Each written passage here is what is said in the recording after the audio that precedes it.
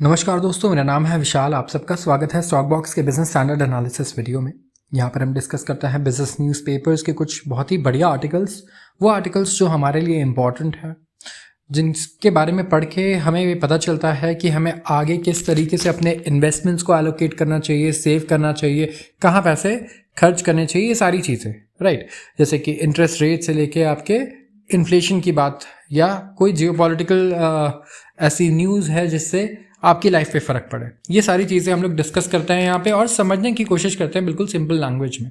शुरुआत करते हैं कुछ इन ब्रीफ आर्टिकल्स से। यहाँ पे हम 3 आर्टिकल्स डिस्कस करेंगे और ये सारे इंटरनेशनल है। Microsoft Amazon AI deals get UK anti trust scrutiny. Amazon.com incorporation और माइक्रोसॉफ्ट कॉर्पोरेशन, इनके जो इन्वेस्टमेंट्स है आर्टिफिशियल इंटेलिजेंस में, ठीक है, और AI स्टार्टअप्स में, बेसिकली इनको बहुत ही अच्छी तरीके से स्क्रूटनाइज किया जाएगा, मतलब जांच की जाएगी इनके सारे इन्वेस्टमेंट्स की by United Kingdom's anti trust watchdog. अब देखिए बहुत ही यूनिक चीज़ है ये। एंटी ट्रस्ट करती क्या है? ये देखती है कि कहीं ये जो कंपनीज हैं, ठीक है, ये ऐसा तो नहीं कर रही हैं कि ये मोनोपोलीज बनाने की कोशिश कर रही हैं, राइट। तो यहाँ पे लेटेस्ट एग्जांपल जैसे जितने भी रेगुलेटर्स हैं, ये उनका है कि ये ग्रैपल कर रहे हैं, मतलब जूझ रहे हैं दुनिया की सबसे बड़ी टेक्नोलॉजी कंपनीज के साथ कि ये किस तरीके से बूमिंग मार्केट को अफेक्ट करती हैं। तो कंपटीशन और मार्केट अथॉरिटी ने कहा कि वो इन्फॉर्मेशन गैदर करिए मार्केट प्लेयर से और देखना चाह रही है कि $4 बिलियन का जो कोलैबोरेशन है यूके के AI फर्म एंथ्रोपिक और अमेजन, इन दोनों का जो कोलैबोरेशन है, ये कहीं कंपटीशन को तो थ्रेटन नहीं करता। अब आते हैं पुराने हम टॉपिक पे जो भी डिस्कस कर रहे थे, बहुत ही यूनिक जो हमने बोला कि देखिए यहाँ पे क्या है, एंटी ट्रस्ट कर क्या रहा है। मैंने आगे इसीलिए पढ़ा वहाँ से स्किप करके कि आप सबको पता चल गया होगा। एंटी ट्रस्ट ये देखता है कि वॉचडॉग ये देखता है कि कहीं ऐसा तो नहीं है कि मोनोपोली क्रिएट हो रही है मेरी कंट्री में, ऐसा तो नहीं है कि ये 2 कंपनीज अगर मिल जाए। अब मान लीजिए भारती एयरटेल और जियो अगर एक दूसरे से मर्ज हो जाए तो फिर पूरा टेलीकॉम मार्केट में कोई कंपटीशन होगा नहीं, 90% 80% शेयर तो एक ही कंपनी के पास आ जाएगा। तो ये कंपटीशन के लिए बिल्कुल भी हेल्दी नहीं है, तो ये कभी अप्रूव नहीं हो सकता, ठीक है, राइट, क्योंकि मोनोपोली क्रिएट हो जाएगी। लेकिन मोनोपोली देता कौन है? मोनोपोली देती भी कौन है? गवर्नमेंट ही देती है। आपने पैटेंट्स का नाम सुना है? पैटेंट्स हैं क्या? पैटेंट्स से ही तो आप मोनोपोली क्रिएट करते हैं, राइट। जैसे US में चले जाइए आप, फार्मास्यूटिकल कंपनीज को और बाकी कंपनीज को इस तरीके के पैटेंट्स मिल जाते हैं कि इंडिया और चाइना में आपको वो मिल ही नहीं सकते, राइट। इस लेवल के पैटेंट्स मिलते हैं, आप वो बिजनेस कर ही नहीं सकते, आप वो काम कर ही नहीं सकते, उनके अलावा कोई और नहीं कर सकता। सो यहाँ पे अगर आप देखें, पैटेंट्स देकर गवर्नमेंट ही मोनोपोली क्रिएट कर देती है, ठीक है, और उसके बाद उसी मोनोपोली से लड़ने के लिए एंटी ट्रस्ट वॉचडॉग्स बना देती है गवर्नमेंट।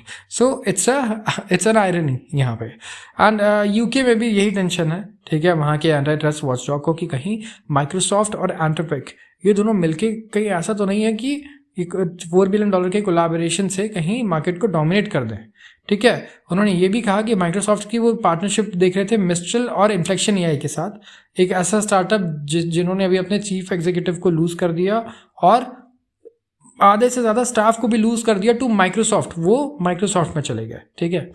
आते हैं अगले आर्टिकल पे।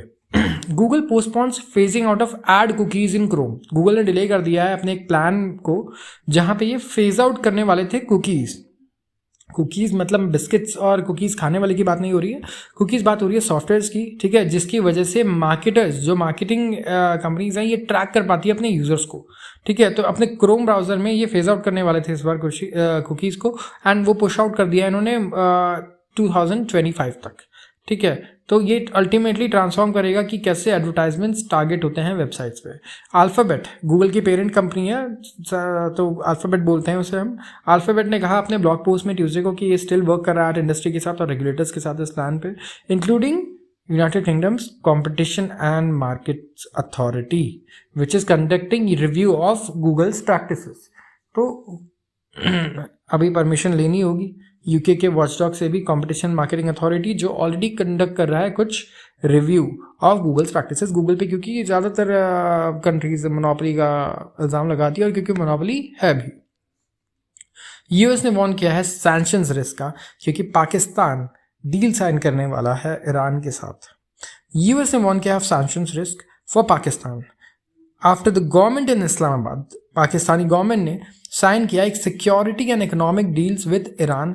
अभी विजिट हुआ है प्रेसिडेंट इब्राहिम रईसी का to south Asian country, and उन्होंने यही कहना है कि वी एडवाइज एनीवन, ठीक है, हम एडवाइस करते हैं किसी को भी कंसिडरिंग बिजनेस डील्स, जो बिजनेस डील्स कंसिडर कर रहा है ईरान के साथ, कि बिल्कुल अवेयर रहे कि उसके ऊपर सैंक्शंस लग सकते हैं। ये कौन बोलेगा? यूएस, राइट, क्योंकि यूएस ही सैंक्शंस लगाएगा। सो ईरान के साथ कोई बिजनेस नहीं करना है। यूएस का क्लियर कट फंडा है ये, अगर आप करोगे तो आप पे सैंक्शंस लग जाएंगे। आप पे सैंक्शंस लग गए, इसका मतलब क्या है पता है? लोग डरते क्यों हैं सैंक्शन से?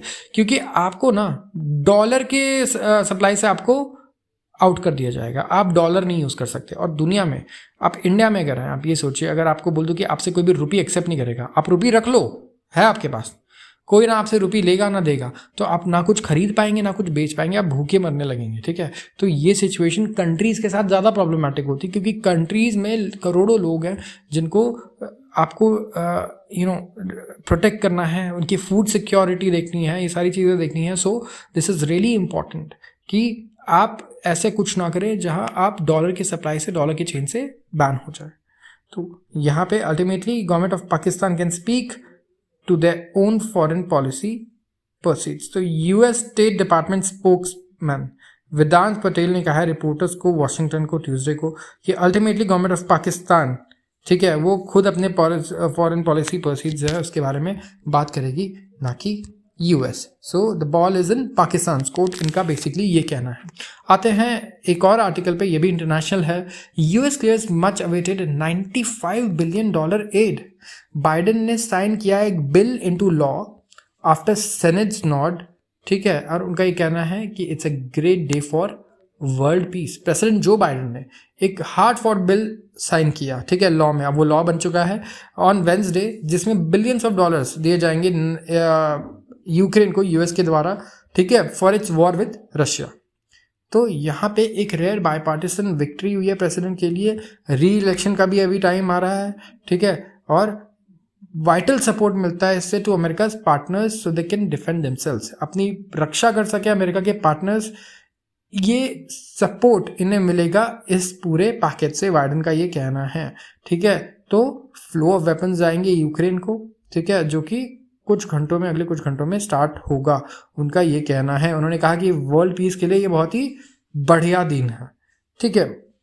अब ये देखिए पूरा आर्टिकल ऑफ कोर्स इसी बारे में है कि अभी तक कितनी फंडिंग दी गई, ठीक है, और कितनी फंडिंग आगे एक्सपेक्टेड है, और ये पॉलिटिकल आप कह सकते हैं पूरा वहाँ का जो सिनारियो है हम उसकी बात कर रहे हैं इस आर्टिकल में, जो हमारे लिए ज़रूरी नहीं है, क्योंकि अब सालों से यूक्रेन वॉर के बारे में पढ़ रहे हैं, तो अब this is not important, but it bags a question, right. हम ये इस आर्टिकल से नहीं, बट हम सोचेंगे इसे पढ़ के कि why is US doing this. Ukraine और रशिया का वॉर, ठीक है, अगले अगर 20 सालों तक भी चलता रहेगा, ठीक है, आप पैसे, जब तक पैसे यूएस देता रहेगा यूक्रेन को, तब तक ये वॉर चलने वाला है, ठीक है। और जब यूएस ने पैसे देने स्टॉप कर दिया रशिया यूक्रेन को, तो ये वॉर खत्म हो जाएगा, तो रशिया क्योंकि वहाँ जीत जाएगा।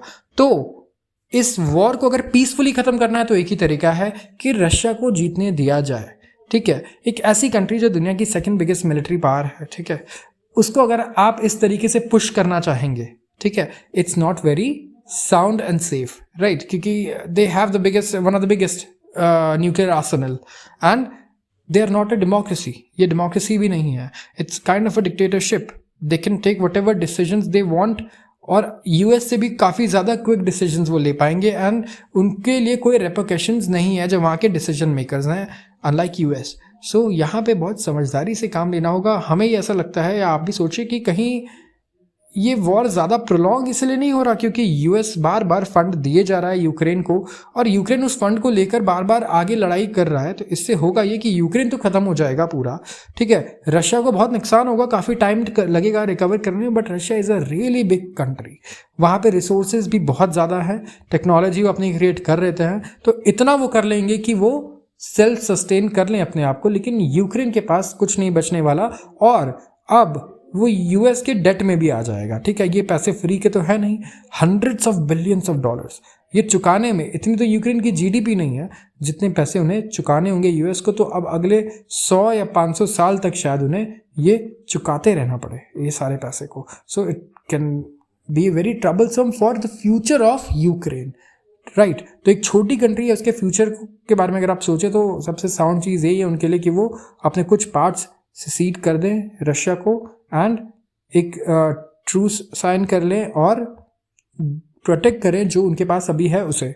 रशिया जैसी बड़ी कंट्रीज से जीतना पॉसिबल उनके लिए अभी नहीं होगा, और लड़ाई यूक्रेन के टेरिटरी में हो रही है तो उन्हीं का नुकसान हो रहा है, ना कि रशियन टेरिटरी में।